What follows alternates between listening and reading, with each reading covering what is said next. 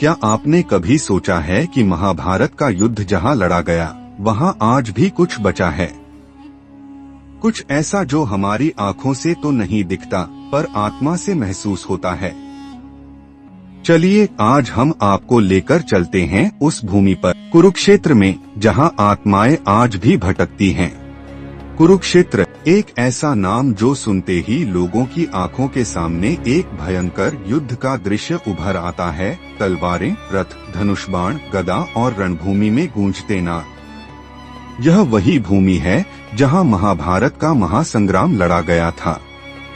कहते हैं यहाँ हर एक इंच जमीन पर किसी न किसी योद्धा का रक्त बहा था, किसी की प्रतिज्ञा टूटी थी, किसी का धर्म डगमगाया था और किसी की आत्मा यहीं बंद कर रह गई थी। सदियों बीत गए पर कुछ साधु जो इस भूमि के पास आश्रम बनाकर तपस्या करते हैं, दावा करते हैं कि कुरुक्षेत्र आज भी शांत नहीं है। एक प्राचीन साधु स्वामी देवव्रत, जो पिछले 50 वर्षों से इसी भूमि पर साधना कर रहे हैं, बताते हैं कि अमावस्या की रात को वह अक्सर युद्ध के स्वर सुनते हैं, रथों के पहियों की चरमराहट, योद्धाओं की रणभेरी और आकाश को चीरती हुई चीखें। उन्होंने कहा कि एक रात जब वे ध्यान में थे, उन्होंने देखा कि एक विराट साया उनके पास से गुजरा, गदा लिए, रक्तरंजित शरीर, आंखों में क्रोध और पीड़ा का सम्मिश्रण। बाद में वह आकृति हवा में विलीन हो गई, पर उसकी गूंज आज भी उनके कानों में है। कुछ वर्ष पहले एक युवा योगी नीलकंठ वहां आया था। वह जिज्ञासु था, जानना चाहता था कि यह सब बातें सच हैं या सिर्फ मिथक। पूर्णिमा की रात उसने अकेले मैदान में ध्यान लगाकर बैठने का निश्चय किया। जैसे ही रात का तीसरा पहर आया, उसे एक अद्भुत दृष्टि प्राप्त हुई, जैसे समय उल्टा चलने लगा हो। उसने देखा कि अर्जुन अपने रथ पर श्री कृष्ण के साथ खड़े हैं, उनके चेहरे पर गंभीरता और आंखों में अटूट विश्वास है। एक ओर भीम गदा उठाए दुश्मनों को ललकार रहे हैं और दूसरी ओर दुर्योधन, कर्ण और शकुनी एक युक्ति बना रहे हैं। यह सब केवल दृष्टि नहीं थी, बल्कि ऐसा लगा जैसे वह स्वयं उस युद्ध का हिस्सा बन गया हो।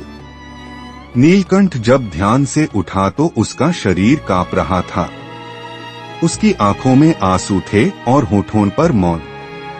उसने बस एक वाक्य कहा, वे आत्माएं आज भी लड़ रही हैं, क्योंकि उनका युद्ध अभी खत्म नहीं हुआ।